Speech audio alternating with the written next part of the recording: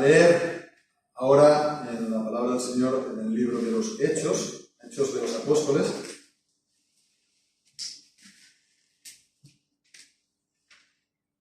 Y vamos a leer desde el versículo 44 hasta el 48. Capítulo 10, Hechos.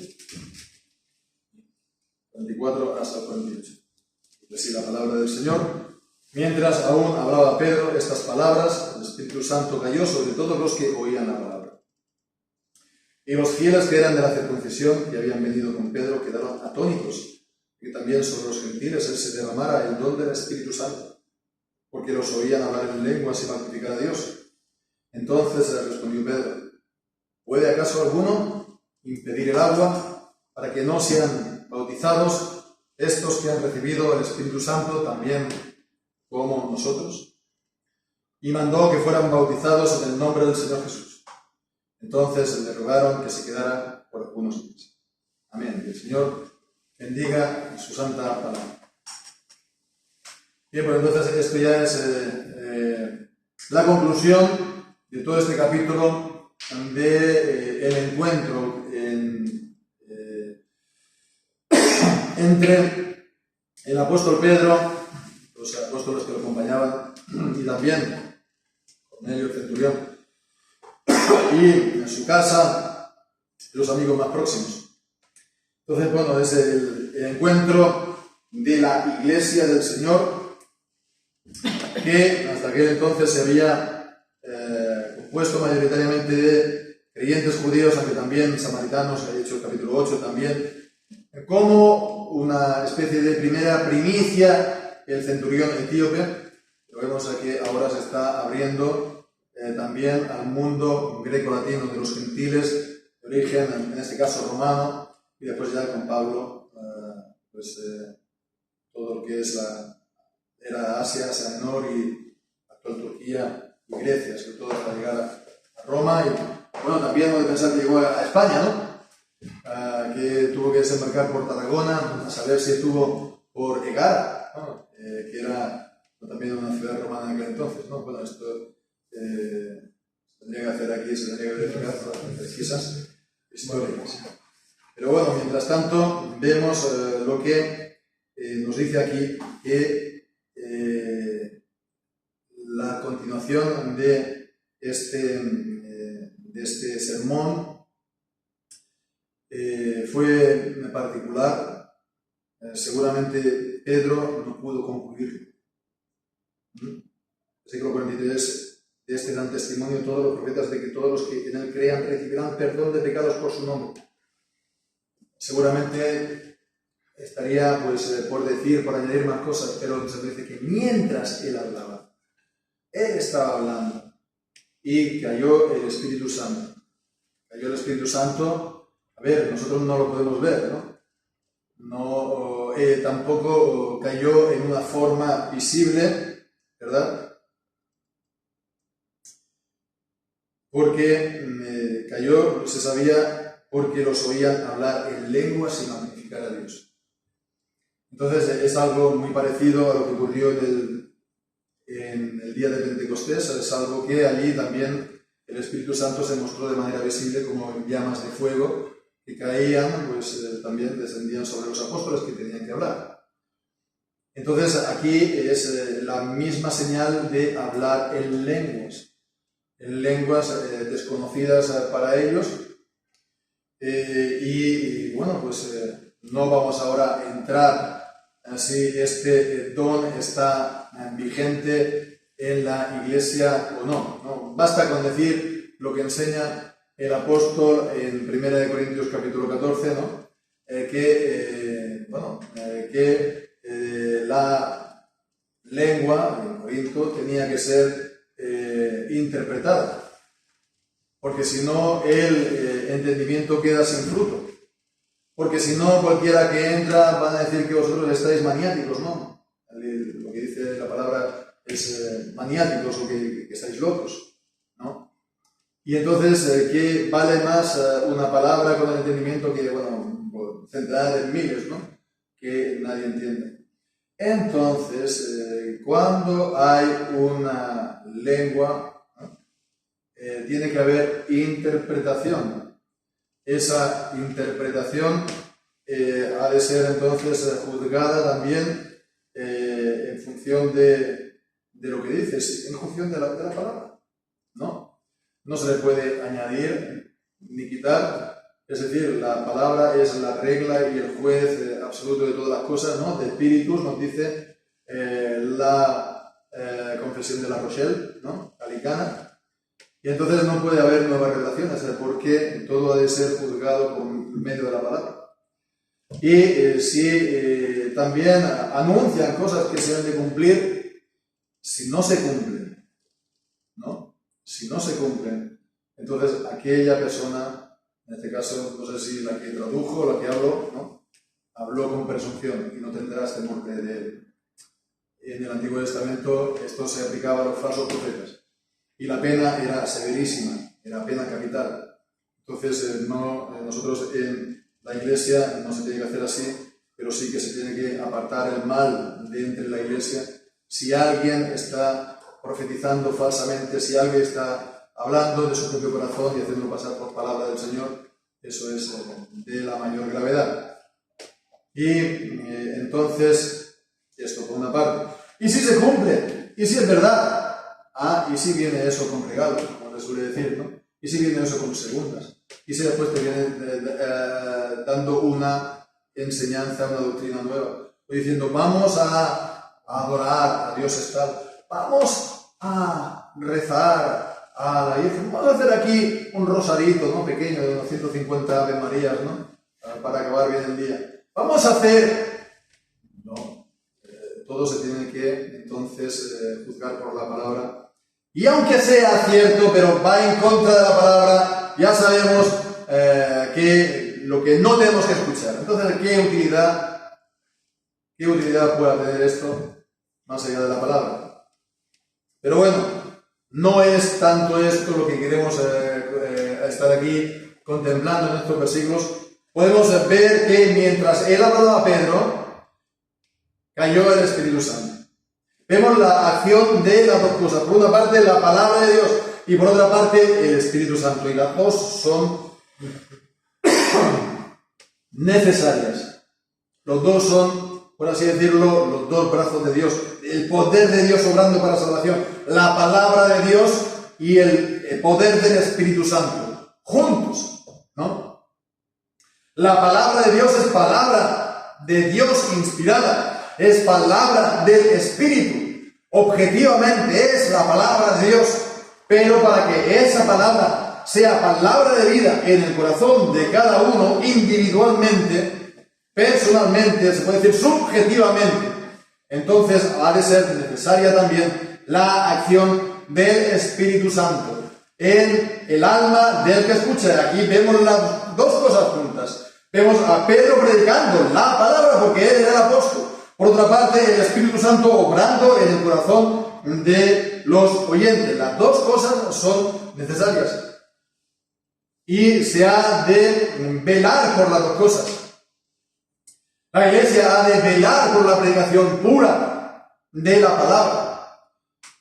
palabra verdadera, la palabra fiel, la palabra de Dios, que es viva y eficaz. Y esa es su gran responsabilidad.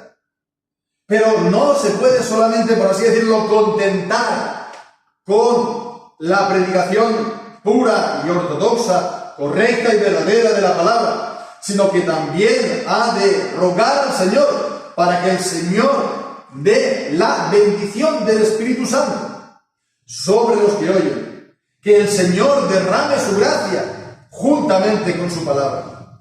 Esto es algo que se encuentra incluso en la Confesión de Fe de Westminster, que el Espíritu actúa con y por la palabra. Con es lo que estamos hablando, se predica la palabra. No está fuera de la acción del Espíritu Santo, pero por es la acción en los que lo oyen. Y vemos, ¿no? Muchas veces se tiende a tijeras, ¿no? A disociar, a dividir lo que en el plan de Dios, en el propósito de Dios, está unido, ha de ser unido, se ha de mantener unido.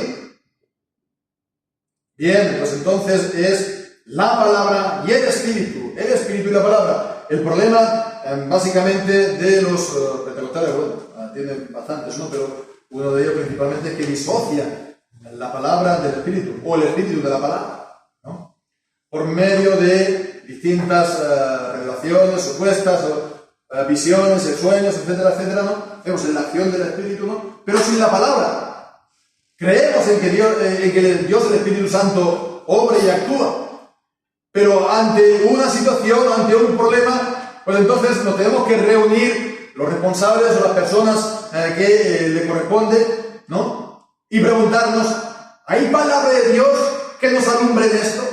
¿Hay algún texto de la Escritura, hay algún pasaje de la Escritura que nos arroje luz? ¿El Señor nos está poniendo un texto, un pasaje en particular que podamos ver la relación por el cual el Señor nos esté diciendo algo, por el cual el Señor nos esté alumbrando algo? Esa es la verdadera acción del Espíritu, a través de la palabra, por la palabra, pero también de manera soberana, actuando conforme a su propósito, a su beneplácito. Esto es la acción del Espíritu Santo. Después, los fieles que eran de la circuncisión, que habían venido con Pedro, que habían pues superado esa aversión tan profunda de estar juntamente con gentiles, incluso en su propia casa. Cuando el Señor Jesús fue entregado, los judíos no pisaban el umbral para no contaminarse, ¿no? Bien, pues entonces ellos habían estado con Pedro, ellos habían escuchado también la predicación, conocían por supuesto, comillas, la historia, pero vemos algo nuevo, que vieron, presenciaron este gran prodigio, que el Espíritu Santo fue derramado también sobre los gentiles. El apóstol Pedro tenía, por así decirlo, comillas, ventaja. El apóstol Pedro había recibido la revelación de Dios, la visión de Dios. Ellos no lo habían recibido, lo habían acompañado. Ellos, pues, digamos, acompañándolo, vemos que también de esta manera tenían en estima a Pedro y su, digamos, autoridad, podemos decir, ¿no? Se dejaban guiar por él, ¿no? Se dejaban llevar por él, lo seguían. Pero vemos aquí, estaban sorprendidos, ellos no habían visto la visión. Ellos no habían escuchado las palabras del Señor durante la visión. Y lo que Pedro él mismo comprendió cuando se plantó Cornelio y empezó a hablar con él, Pedro dijo, el Señor me ha mostrado que a nadie le llame yo a él, pues, común, o inmundo, o impuro. Eso por medio de la visión de los animales puros e impuros, y que le decía la voz, Pedro, levántate, mata y come. De todo lo que hay ahí. No hagas distinción. Pues aquí entonces vemos, ellos no habían recibido esto, pero entonces lo que estaban presenciando era el cumplimiento. Eso se cumplía delante de ellos, ¿no? Entonces vemos, ¿no? Cuando alguien no entiende las palabras del Señor, no entiende las Escrituras, y algo pues encaja y se pone en su lugar, o el Señor actúa conforme a su palabra, y somos entonces testigos. Esto lo único que nos puede hacer es abrir los ojos, ¿no? de admiración, ¿no? Estar aquí, como dice, atónitos, fuera de sí, porque el Señor ha hecho algo nuevo. Pero ese algo nuevo, vemos que no es algo tan nuevo, ya ha sido anunciado, ya está enseñado en la palabra. Y este es el proceso también del crecimiento espiritual, ¿verdad? Este es el crecimiento espiritual por el cual vamos madurando espiritualmente. Una vez más, conforme a la palabra de Dios, según la palabra de Dios, y vamos entendiendo más. Y alguien dirá, pero siempre estás entonces con la palabra, qué aburrido, con la Escritura. Pero sé que la Escritura no tiene fondo, no tiene fin. Es que podemos estar toda la vida profundizando y no llegar a ella. Si es que la iglesia cristiana está, fíjate cuántos hombres, varones, mujeres también de Dios, pero bueno, los que enseñan son los varones, ¿no? Están día a día, ¿no? Están profundizando en este gran profundo misterio de la palabra del Señor. Y han llegado al fondo. Han llegado a la plenitud de su enseñanza. Pero como veremos este domingo, pues hemos de crecer en el Señor al varón perfecto, a la estatura de la plenitud de Cristo, ¿no? Y esto para estar en la unidad de la fe. Esa fe que es una, ¿no? Sin embargo, ya lo veremos el domingo. Bien, pues entonces hemos de crecer, y eso por la palabra de Dios. Segunda cosa. Ellos les oían hablar en lenguas, magnificar a Dios. Esto también lo hemos visto, ¿no?, acerca de las lenguas. Y en el versículo 27, la respuesta de Pedro. ¿Puede acaso alguno impedir agua para que no sean bautizados estos que han recibido el Espíritu Santo también como nosotros? Aquí hay una pregunta de retórica tal vez, ¿no? Esta pregunta, ¿qué respuesta espera? Sí, impidámoslo. Son gentiles y paganos. Circuncídense y después que se bauticen si quieren. Nosotros cuando nos bautizamos, en el día de Pentecostés, ya estamos circuncidados. ¿Por qué ellos han de ser distintos de nosotros? Circuncídense primero y bautícense después. Bueno, esto es lo que, adelantándonos un poquito, lo que iban a decir en el capítulo 15, ¿no? Pero no era eso, ¿verdad? Están aquí ante la obra de Dios. Están aquí ante la evidencia de que Dios los había purificado sus corazones por el Espíritu Santo. ¿Cómo puede el Espíritu Santo caer sobre alguien, ¿no?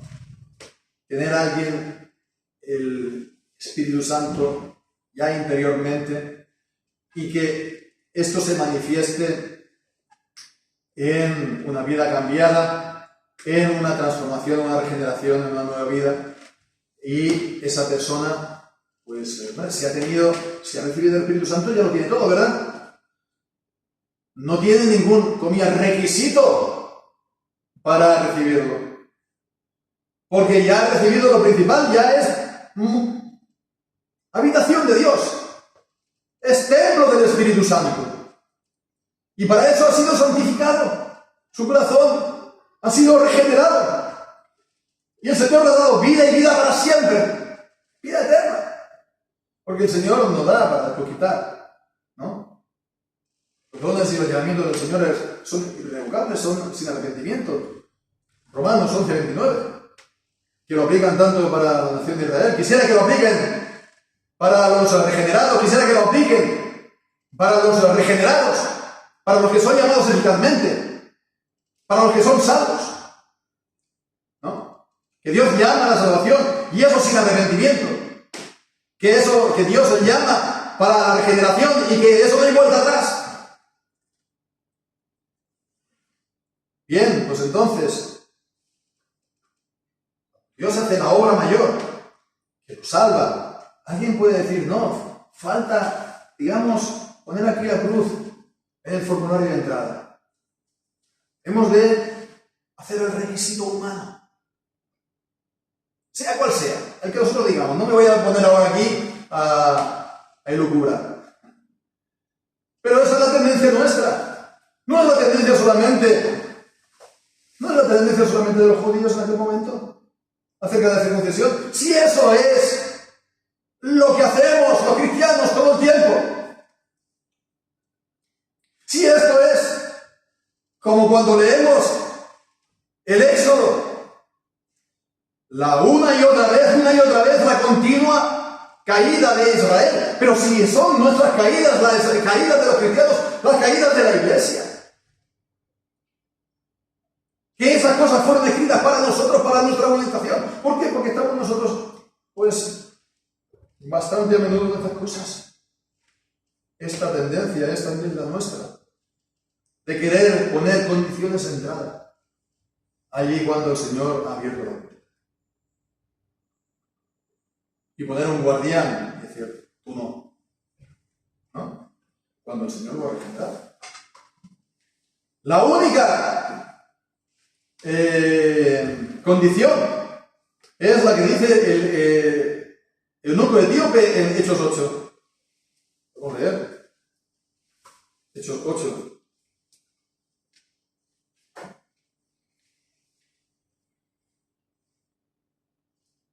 Versículo 36. Mira, aquí hay agua. ¿Qué impide que yo sea bautizado? Y Felipe dijo, si crees de todo tu corazón, bien puedes. Y respondiendo dijo, creo que Jesucristo es el Hijo de Dios. La única requisito es la fe. ¿Para qué? Para ser entonces bautizado y ser miembro de la iglesia. Si alguien tiene fe, ya ha recibido el Espíritu Santo. Si alguien tiene fe, ya es un don de Dios.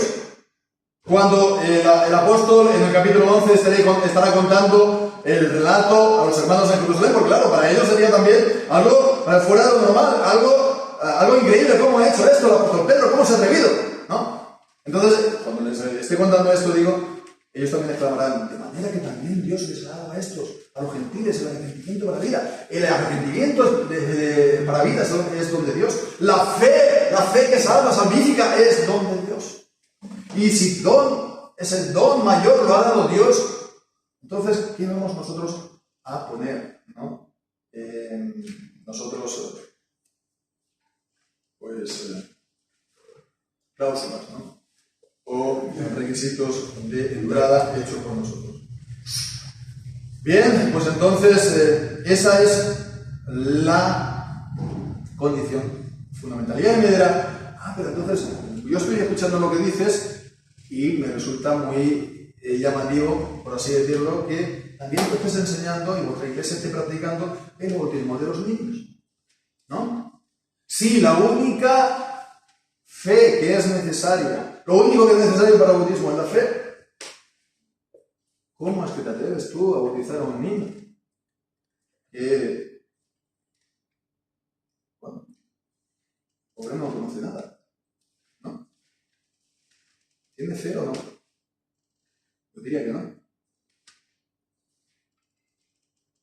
Pero bueno, por otra parte, ¿alguien lo puede asegurar? ¿Alguien puede asegurarlo al 100%? Que un niño, un bebé, nacido, tenga ya el Espíritu Santo. ¿Alguien lo puede asegurar? Taxativamente según las Escrituras. Sansón.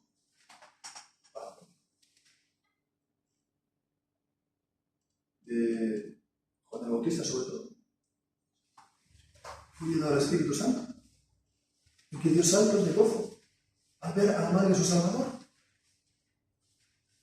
¿Tenía el Espíritu Santo? Sí. Entonces, puedan tener el Espíritu Santo, si tienen el Espíritu Santo, ¿quién puede negar que de alguna manera ellos puedan tener fe? Es que nosotros realmente conocemos la conciencia o la mente de los niños pequeños, de los bebés. Si eso se escapa incluso a la ciencia de hoy en día, es un gran misterio. Es un gran misterio. Nosotros conocemos bastante de ellos, ¿no? A partir de que ellos pues tienen conciencia, etcétera, etcétera, pero... Bien, pues entonces no se puede excluir que ellos tengan, no se puede afirmar taxativamente, decir que no, porque la Escritura dice que sí, que hay caso, ¿no?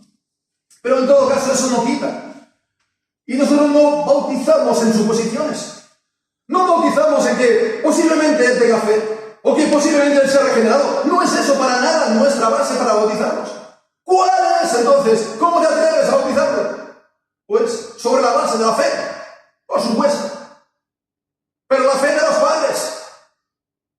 Los niños son bautizados en la fe de los padres. Porque a los niños que vienen al mundo, el Señor no los considera, puede ser como una rama desgajada de un olivo que no se sabe cuál es, sino que los hijos son la descendencia santa, la simiente santa de los padres. Y son bautizados, sí, por supuesto que sí. Son bautizados, sí, por supuesto que sí, en la fe de los padres. El requisito es la fe y no lo hacemos sin la fe. Y ellos son los garantes del bautismo de los hijos, por lo menos mientras ellos son los pequeños, etcétera, ¿no? Mientras en lo que ellos dependan serán ellos el garante y serán los responsables ante Dios y ante su iglesia del bautismo de los niños. Entonces no es, de cualquier manera, no es sin la fe. Claro que sí que es con la fe de los padres. ¿Y eso por qué? ¿Por qué entonces le cuentan los padres a los hijos? Por el pacto de Dios. Por el pacto de Dios. Por el pacto de Dios dado a Abraham. Por las promesas de que yo seré el Dios tuyo y el de tu descendencia. Génesis 17.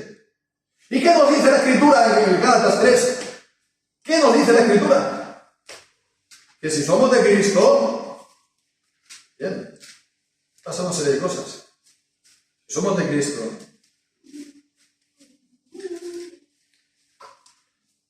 si vosotros sois de Cristo, ciertamente descendencia de Abraham sois. Si vosotros sois de Cristo, es decir, por la fe, por supuesto, no hay de ninguna otra manera para nosotros de ser de descendencia de Abraham, ¿no? Ni ser de Cristo tampoco.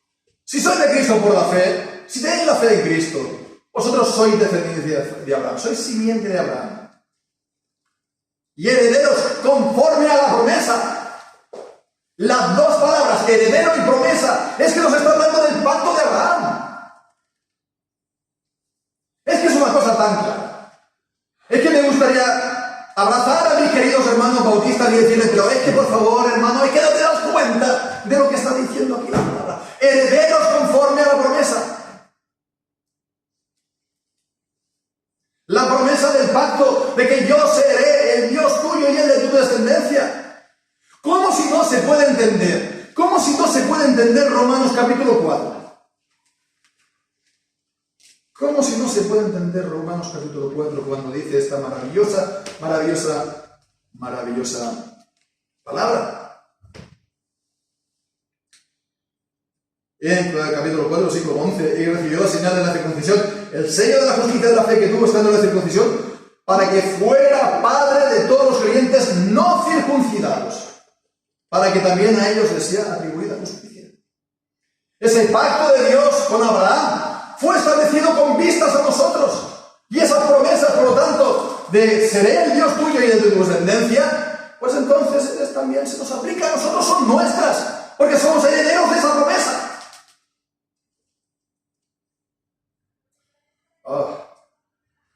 Vemos que, si es que nos lo está diciendo aquí en el versículo 23, no solamente por causa de él le fue escrito que le fue imputado, que le fue imputada justicia, Génesis capítulo 15, sino también por causa de nosotros. Aquí no nos es imputada esa misma justicia, nos es imputada a nosotros, sobre la misma base de la fe que Abraham. Entonces, viendo esto, viendo que el apóstol Pedro, cuando estuvo predicando y cuando predicó en Pentecostés, dijo, porque para vosotros es la promesa y para vuestros hijos, para, ¿qué dice más? Los que están cerca y para los que están lejos, tal vez. Hechos capítulo 2.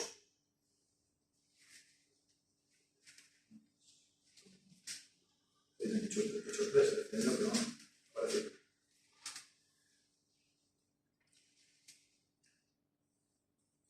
Versículo 39, para vosotros es la promesa, para vuestros hijos y para todos los que están lejos. Ya hemos estado viendo, ¿verdad? En Efesios, vosotros los que estáis lejos y a los que estaban cerca, esa misma promesa. Para los gentiles que para ellos, los judíos. ¿Y cuál es la promesa? Para vosotros y para vuestros hijos. Sí que está tan claro. De manera que, si se ve eso, que la ley, que el pacto de Abraham, es el mismo pacto, porque es la misma promesa que nosotros tenemos, es la misma justicia de la fe que nosotros tenemos. Entonces se encuentran los pasajes en Hechos 16 de Lidia, ¿no? Que fue bautizada con toda su casa, y del carcelero, que fue bautizado con toda su casa, y de, incluso aquí también, en Hechos 10, ¿verdad? En Hechos 10 también dice que fue bautizado Cornelio. Mandó que fueron bautizados en el nombre del Señor. ¿Quiénes eran? Pues todos los que habían recibido el Espíritu Santo, ¿no? Y vemos quiénes eran ellos. Todos los que oían la palabra. Todos. amigos más próximos de Cornelio. Y la casa de Estéfanas, en 1 Corintios, ¿no? Etcétera, que las casas son sujeto de bautismo en el Nuevo Testamento. Se bautizan casas.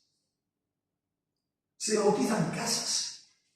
¿Y eso sobre la base de qué? Sobre la base del pacto. ¿Y eso sobre la base de qué, por lo tanto? Sobre la base de la fe de los padres. Entonces, estas cuestiones están todavía ahí, pendientes. Se hizo una conferencia hace 1 año y medio acerca de la necesidad del bautismo de infantes. Están ahí expuestas, nadie ha podido rebatirlas porque lo más que dicen, no, es que no está en el Nuevo Testamento un solo versículo, un solo mandamiento, pero es que está toda la Biblia. ¿No? Y no vamos ahora aquí a hablar de esto otra vez. Es que está todo esto que estamos hablando y no dan ninguna explicación. Lo pasan por encima y lo pasan por alto. ¿No? Y bueno, entonces nosotros no soy bíblico, nosotros no soy... En fin. Pero no dan respuestas, son recalcitrantes. No, ¿por qué? ¿Por qué no? ¿Y qué? Pues he dicho que no y es que no. Y ya está. Bueno, pues así no van realmente a experimentar la bendición de tener las casas enteras bautizadas, que no es solamente el hecho de bautizarlas, que es estar en el pacto plenamente, conscientemente, de que Dios es fiel y por lo tanto hacemos esto porque Dios es fiel y Dios cumplirá sus promesas. En ello, si somos fieles, alguien puede dudar de ello, que Dios no lo va a hacer.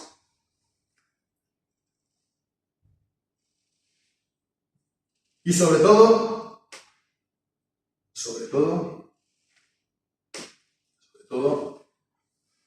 contemplar la posibilidad de que estemos impidiendo el bautismo a quien Dios dice bautízalo. No es para echarse a temblar. ¿Quién puede impedir el agua a los que Dios ha dicho bautízalo? Y si venimos nosotros y no, porque no, y es que no, el Señor, si lo hacemos por ignorancia, vale, pero si lo hacemos por contumacia, de la contumacia a la rebeldía, ¿no? Si el Señor juzgó la rebeldía y la contumacia en los judíos, ¿no hará lo mismo también con nosotros? No, es que es un punto secundario. Bueno, somos nosotros los que tenemos que decir lo que son los puntos secundarios, sí o no. Pero si Dios, en la autoridad de su palabra, dice que se han de bautizar, han de recibir el bautismo como antes se recibía la circuncisión, y nosotros venimos y decimos, no, ¿por qué? Atención, porque es verdad.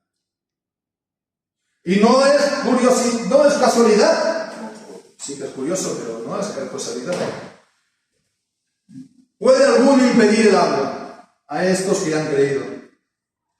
El Felipe, no, el eunuco etíope, dice, ¿quién puede impedir que yo sea bautizado? Si puedes creer con todo tu corazón, bien puedes. Y cuando fueron presentados los niños a Jesús, ¿no?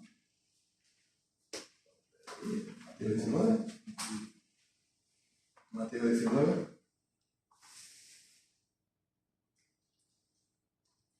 Versículo 13, le fueron presentados unos niños para que pusieran las manos sobre los suyos y los discípulos los reprendieron.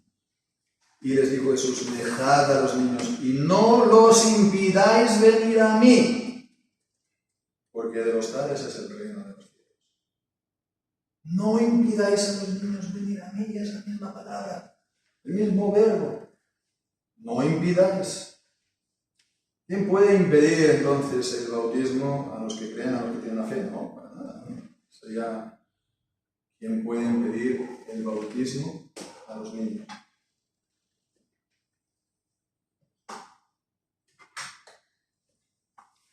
El hecho de traer a los niños a Jesús le causaba escándalo a los discípulos.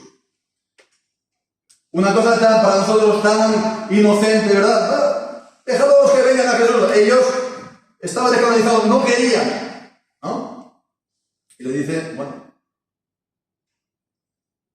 no los impidáis. Y los tomó en brazos y les puso las manos encima, sobre ellos. ¿Cuál es la manera que Jesús ponga visiblemente sus manos sobre ellos hoy en día? ¿De qué manera? ¿De qué manera vienen los niños a Jesús? ¿O traemos los niños a Jesús? ¿De qué manera los traemos a pesar del grave problema de que son pecadores por nacimiento, por naturaleza? ¿De qué manera? ¿De qué manera se salva ese obstáculo, por así decirlo? ¿De qué manera? ¿Qué vamos a hacer, por lo tanto? Bueno, en nuestro caso, por supuesto, vamos a seguir bautizando a nuestros hijos gozosamente, sabiendo que estamos cumpliendo con la norma de Dios, con el mandamiento de Dios, con la enseñanza de la palabra, con la enseñanza constante y unánime de la Iglesia, hasta que salieron sectas por aquí y por allá a que lo negaron. No vamos a estar ahora cargando contra hermanos. Muchos no tienen el conocimiento. Han sido pues enseñados en verdad. Pero yo también he conocido a papistas que me dicen, no, a mí lo que me han enseñado de pequeño ya está. ¿No? ¿Y qué nos diferenciamos? ¿En qué nos diferenciamos los evangélicos? Si es que yo creo lo que me ha enseñado mi iglesia porque me lo ha enseñado mi iglesia y es lo que creo. ¿Qué nos diferenciamos nosotros? ¿En qué somos nosotros mejores que los papistas? ¿En qué? Si tenemos esas mismas actitudes. Entonces, por otra parte, lo vas a seguir haciendo gozosamente. No lo decimos con altivez, no lo decimos con soberbia. No lo decimos con soberbia. Nosotros también habíamos sido enseñados, yo también he sido bautizado de adulto. Si ahora por mí fuera no lo sería. Pero en aquel momento lo fui. ¿No? No voy a decir nada. La cuestión es cerrarse de la mente. Y la cuestión es tildar de heréticos a nosotros los que bautizamos. Nosotros que tenemos la palabra de Dios, porque ellos no han dado respuesta a todas esas cuestiones que estamos diciendo. Lo único que dicen, no hay versículos de la Biblia. Con la Biblia en la mano no leo. Es del Señor. Tienen que dar respuesta a las cuestiones que hemos mantenido. Entonces, nosotros gozosamente, como digo, lo vamos a hacer. Y también respetuosamente, pero lo más claramente que podamos, le vamos a estar exhortando fraternalmente a nuestros hermanos, diciendo, estás equivocado. Estás muy equivocado. Y deberías hacer atención. Por lo menos escuchar. Y no tildarnos de, ¿no? O dejarnos hablar para después venir tú a enseñarnos la Biblia. ¿No? Y lo más que puede decir es que no hay ningún versículo del Nuevo Testamento que no hay. Entonces, mientras esto no esté solventado, hay un problema en la iglesia visible, hay un problema importante en las congregaciones, hay un problema en el mundo evangélico fundamental, y hasta que eso no se resuelva, pues continuarán los problemas en el mundo evangélico. Continuarán, porque se han puesto aparte del tronco de la iglesia. Se han puesto aparte de, si estamos en lo correcto, las iglesias que bautizan a los niños están en el tronco de la iglesia que viene del Nuevo Testamento. Y ellos se ponen aparte. ¿Qué pueden esperar? Que esas ramas flotando en el viento o en el aire echen raíz en la tierra.